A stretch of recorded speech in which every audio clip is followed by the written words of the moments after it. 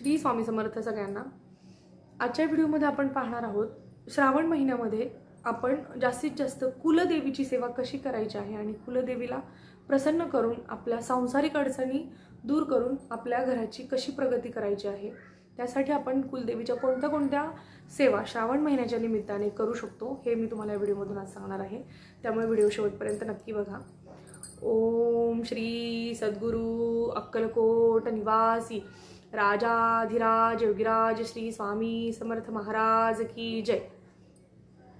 आजच्या व्हिडिओमध्ये आपण पाहणार आहोत आता कुलदेवीची सेवा।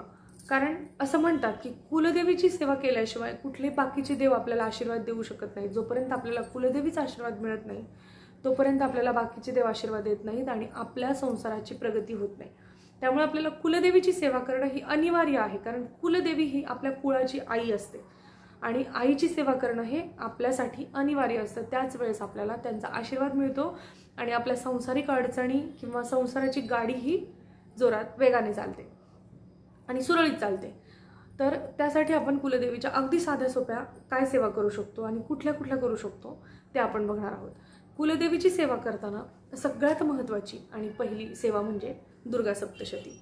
तुमची कुलदेवी कुठलीही असो, कोणाची रेणुका माता आहे, कोणाची तुळजापूरची देवी आहे किंवा कोणाची अजून कुठली आहे, पण तुम्हाला कुलदेवीसाठी जी सेवा करायची आहे ती म्हणजे दुर्गा सप्तशती। ही आपण दुर्गा सप्तशती वाचल्यानंतर आपल्या कुलदेवीला ती सेवा पोचते आणि आपली कुलदेवी प्रसन्न होऊन आपल्याला आशीर्वाद देत असते। आता हे दुर्गा सप्तशती हे पुस्तक किंवा हा ग्रंथ तुम्हाला कुठल्याही स्वामी समर्थ सेवा केंद्रामध्ये मिळून जाईल। तुम्ही तुमच्या जवळपास असेल तर तुम्ही मागवून घ्या। आता दुर्गा सप्तशतीचा पाठ करताना तुम्हाला काय करायचं आहे, तसं तर हे पुस्तक जर तुम्ही घेतलं तर तुम्हाला त्याच्यामध्ये सगळं कळेल की म्हणजे तुम्हाला वाचायला कुठून सुरुवात करायची आहे आणि कुठपर्यंत संपवायचं आहे।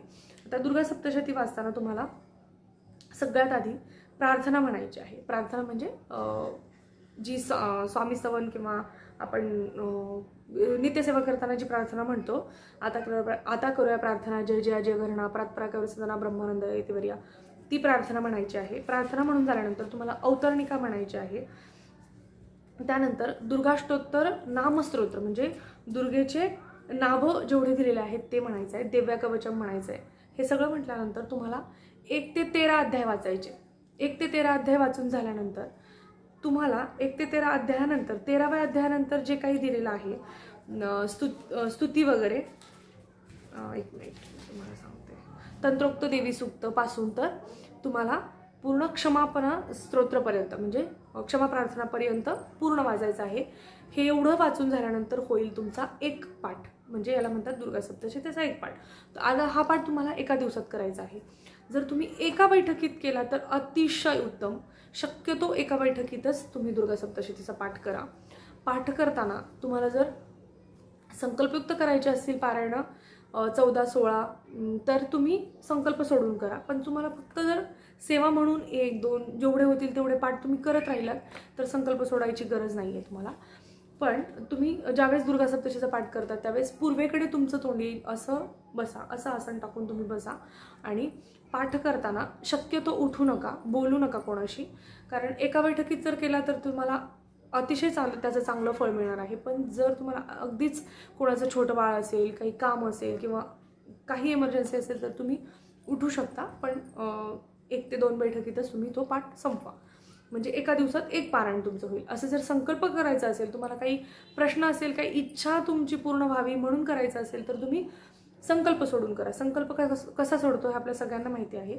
हातामध्ये 3 पळ्या पाणी घ्यायचं आणि त्याच्यामध्ये 3-4 दाणे तांदूळ म्हणजे अक्षता टाकून तुम्हाला जे काही बोलायचं आहे ते बोलून, म्हणजे तुमची इच्छा किंवा जी काही विनंती आहे ती करून देवीला तुम्ही ते पाणी तांबणामध्ये टाकायचं आहे। नंतर ते पाणी तुम्ही झाडांना टाकलं तरी चालेल आणि त्यानंतर पाठ सुरू करायचे आहे। आणि त्याच्या आधी संकल्पयुक्त सेवा करायच्या आधी तुम्हाला महाराजांना एक नारळ खडीसाखर ठेवायची आहे। मंदिरात जा, मठात जा किंवा केंद्रात जा, अगदी शक्य झालं नाही तर तुम्ही घरात ठेवलं तरीही चालेल।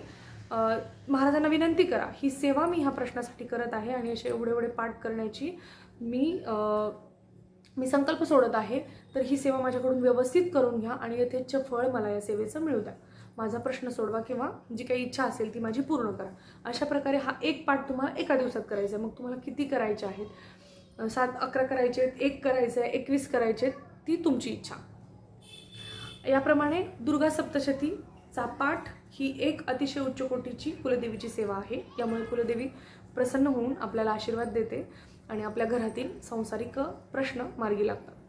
आता ज्याला दुर्गा सप्तशतीचा पाठ करणं खरंच शक्य नाही आहे, जेन्युअनली इच्छा आहे पण वेळ नाही आहे, जॉबला आहे, बाहेर जातो, छोटे मुलं आहेत किंवा घरात कोणी आजारी व्यक्ती आहे, नाही जमत, त्यांनी सिद्धकुंजिका स्तोत्र वाचायचं आहे, जे तुम्हाला नित्यसेवा स्तोत्र आणि मंत्र या पुस्तकामध्ये मिळून जाईल. अगदी एका पेजचं स्तोत्र आहे. जेव्हा आपण सिद्धकुंजिका स्तोत्र वाचतो त्यावेळेस आपल्याला दुर्गा सप्तशतीचा पाठ केल्याचं पुण्य मिळत असतं. म्हणून फक्त तेच वाचायचं नाही, तुम्ही पाठही करायचा आहे, पण अगदी जेन्युअनली ज्याला वेळ नाही आहे किंवा जमत नाही आहे करायला त्यांनी सिद्धकुंजिका स्तोत्र वाचायचं. मी तर म्हणेन तुम्ही रोज एकदा सिद्धकुंजिका स्तोत्र वाचा, 2च मिनिटं लागतात. सिद्धकुंजिका स्तोत्र ही सुद्धा कुलदेवीची अतिशय आवडती सेवा आहे. त्यानंतर कुंकुमार्चन. ज्यावेळेस आपण देवपूजा करतो, देवपूजा झाल्यानंतर अगदी 5 मिनिटांची सेवा तुम्ही करू शकता.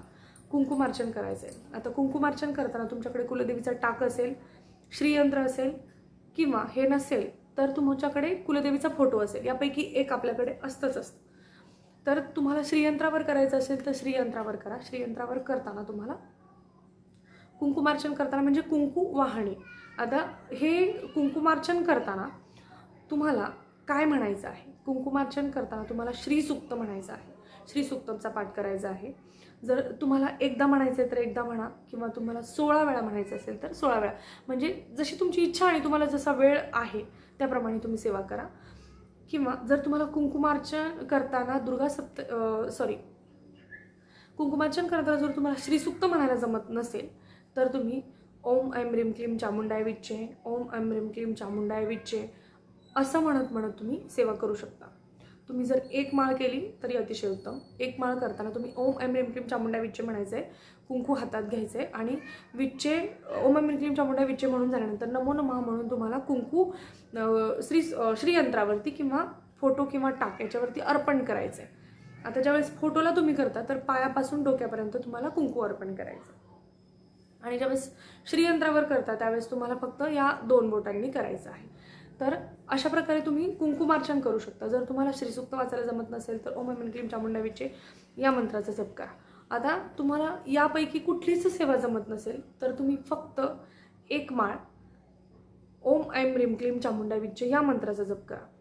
तोही बसून करायला जमत नसेल तर तुम्ही जिथे कुठे जाता, कामाच्या ठिकाणी जाता, प्रवासात असता, कामात असता, घरकामात असता, हे म्हणताना हे करताना तुम्ही कंटिन्युअस ओम ऐं ह्रीं क्लीं चामुंडाय विच्चे, ओम ऐं ह्रीं क्लीं चामुंडाय विच्चे अशा प्रकारे मंत्र म्हणा. तरीही कुलदेवीला तो तितकाच आवडतो, कारण सेवा आपण किती मनापासून करतो हे देव बघत असतो.